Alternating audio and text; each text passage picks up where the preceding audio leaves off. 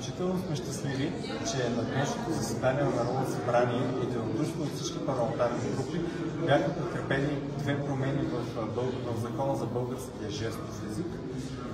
В основата си те целят да направят по-атрактивна и привлекателна професията на преводача на български жестов език и на второ място да стимулираме академичната общност и университетите в България да създадат бакалавърска програма филология на български жестов език.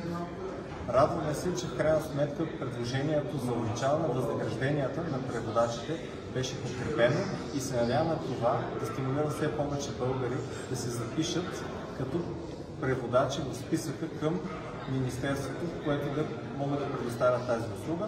И на второ място искаме академичната общност да създаде такава бакалавърска филологическа програма, която да обучи по по-добър начин преводачи, които да бъдат подготвени да доставят наистина добър превод на български жестов език.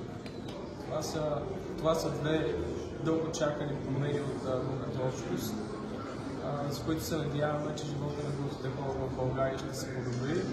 И с моят колега Смиляна Баджиев сме изключително щастливи, че това Народно събрание свърши поне едно нещо и се надявам на българските хора да имат наистина полза от тези промени, техния живот да има значително подобрение, повишение на тяхното качество на живота.